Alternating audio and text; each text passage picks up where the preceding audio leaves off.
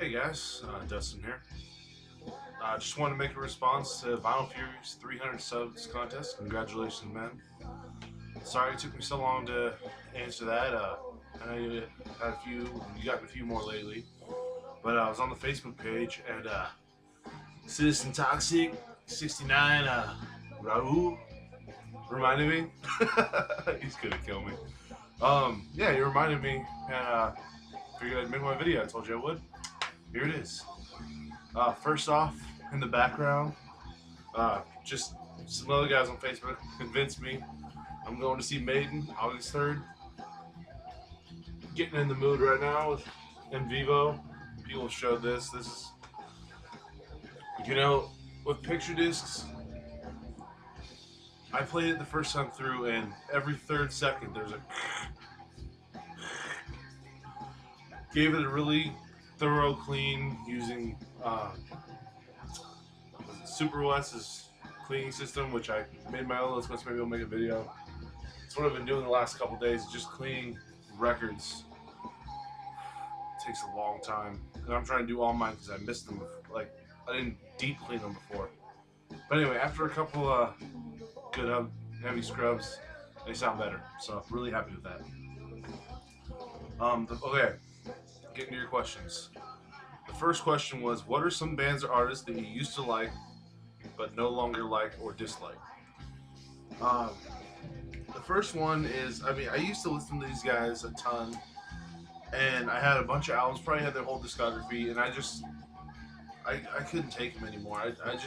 I've grown apart from them. I only kept one album, and I just actually recently got this one, but I can't listen to the Rolling Stones anymore.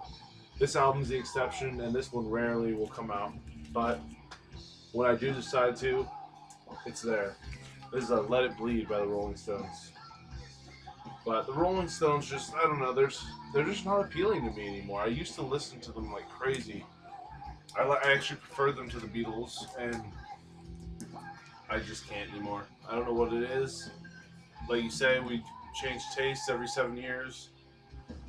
I don't know. But the Rolling Stones, first pick. That one's just hard to explain.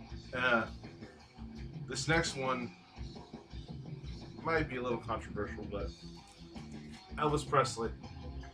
I used to like him, and then I found out there were a ton of better musicians out there who, just anything Memphis Vinyl, Jim and the Misses probably beats Elvis talent-wise. I realize he's a legend, he's the king, but there's a ton of better music out there. And I don't mean to offend anybody, but I'm kind of just done with Elvis.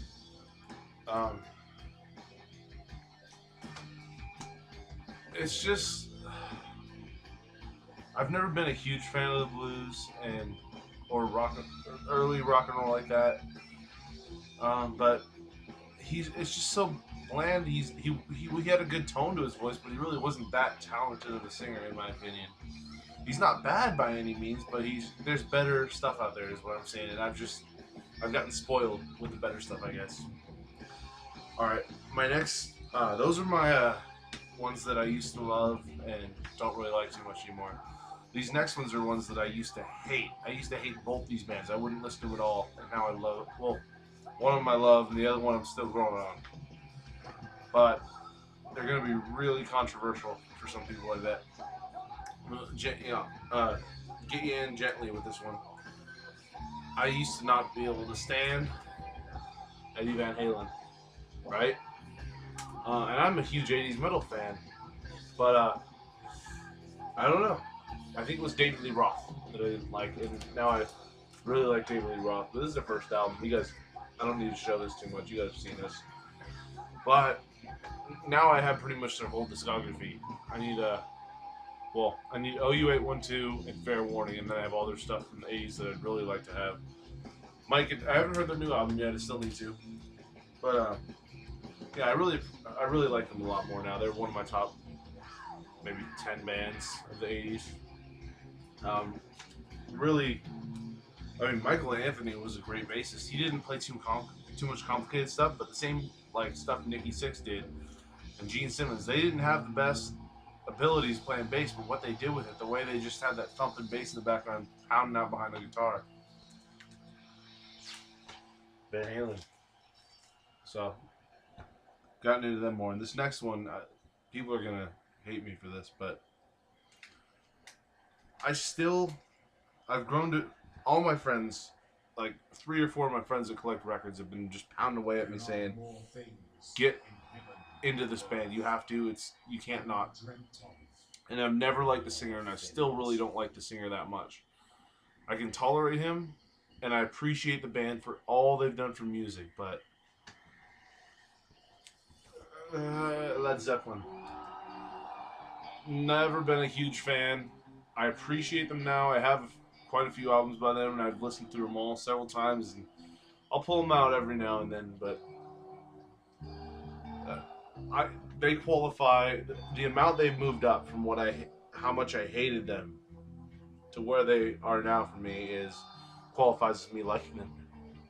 But I've never liked Robert Plant's voice, and I still really don't like it. He's probably the reason I'm not a huge Zeppelin fan. And come at me with all the hate comments, but I just don't know what it is about his voice. And actually, I'm showing you two of my favorite Zeppelin albums out of those: Into the Outdoor, and then this one, Physical Graffiti. Um, I definitely love them more toward the end of their career, which again people may strongly disagree with, but I'm just being honest, guys. Robert Plant, not a fan. Why couldn't Bruce Dickinson be a singer of Led Zeppelin? Everybody, oh, there'd be no Bruce Dickinson without Robert Plant. Yeah, but Robert Plant wasn't that. I mean, I'm not gonna say that. I didn't say it. I don't like his voice. Anyway, that's my response. You don't even have to acknowledge this because of the stuff I've said. But take it easy, bro. I'll see you at 400. I'll see you at 600. I'll see you at 232,000. Bye.